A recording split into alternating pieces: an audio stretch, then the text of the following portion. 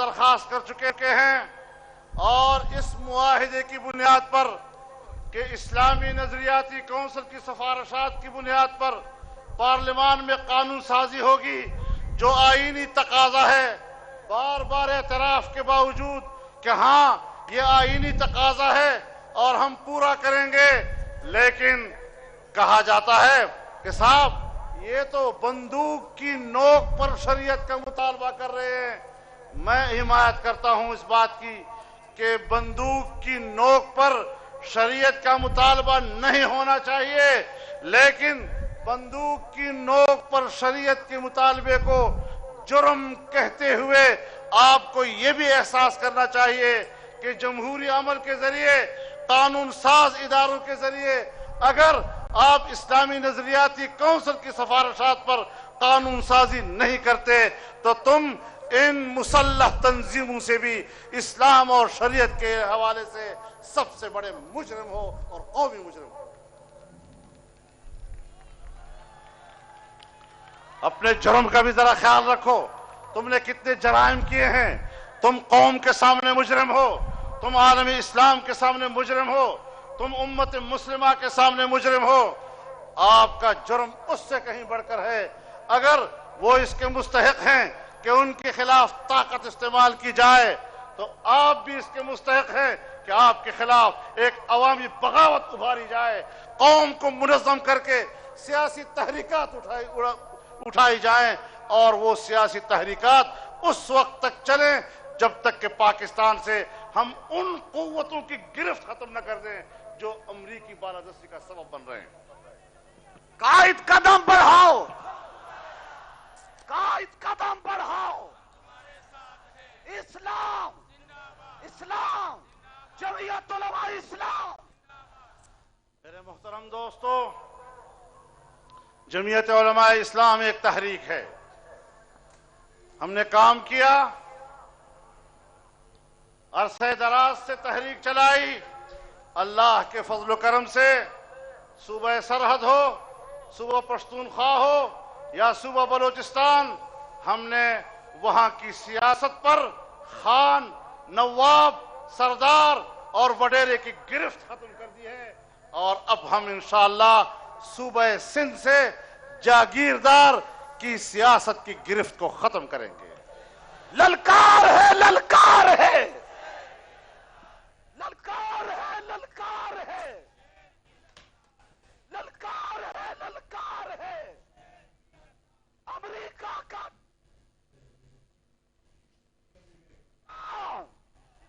اسلام، جمعیت علماء اسلام۔ میرے محترم دوستو، اگر ہم ایک صوبائی حکومت کے اندر اپنے منشور پر عمل کرتے ہوئے کالج کی تعلیم تک تعلیم مفت کرا سکتے ہیں تو پھر پاکستان پر حکومت کرتے ہوئے بھی پورے ملک میں مفت تعلیم کو رائج کر سکتے ہیں۔ اگر ہم ایک صوبے میں حکومت کر کے مفت طبی سہولتیں ہسپتالوں میں پہنچا سکتے ہیں اور ایک صوبے کے اندر ہم اپنے منشور پر عمل کر سکتے ہیں، پاکستان پر حکومت کریں گے تو انشاءاللہ العزیز پورے ملک کو ہم مفت طبی سہولتیں مہیا کر سکیں گے۔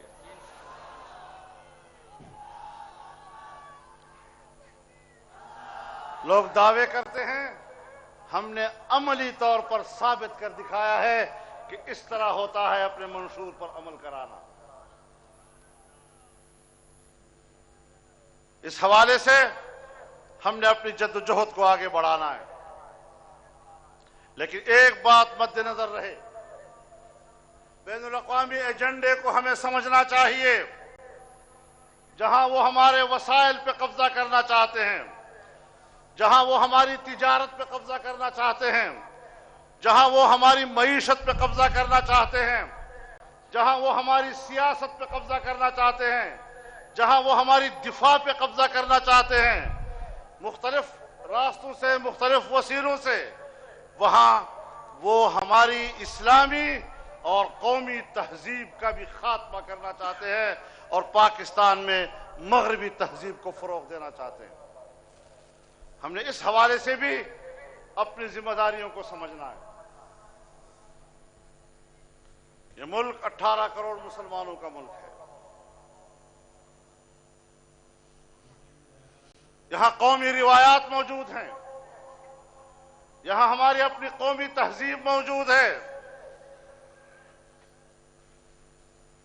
میں ان تمام سیاسی جماعتوں سے کہہ دینا چاہتا ہوں، تمہارے 2-4 جملے جو تم کبھی امریکہ کے خلاف کہہ دیتے ہو، کبھی ڈرون کے خلاف، میں جانتا ہوں تم کس بنیاد پر امریکہ اور مغرب کے ایجنٹ بنے ہوئے ہو۔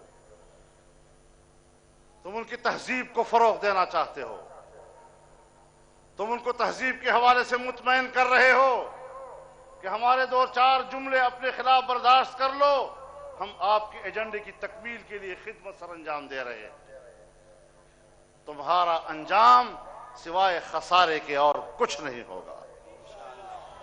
ہم آپ کے سامنے سد راہ بن جائیں گے، ہم تمہارا راستہ روکیں گے، تمہیں آگے نہیں بڑھنے دیں گے، اور پوری قوت کے ساتھ اور پوری بھرپور سیاسی اور عوامی قوت کے ساتھ انشاءاللہ ہم ان کا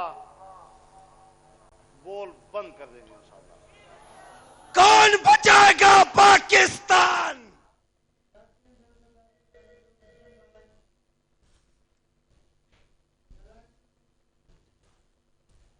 ناظرین، JUIG اسلام زندہ آباد کانفرنس کراچی میں جاری ہے۔ JUIG سربراہ مولانا فضل الرحمان ان کانفرنس کے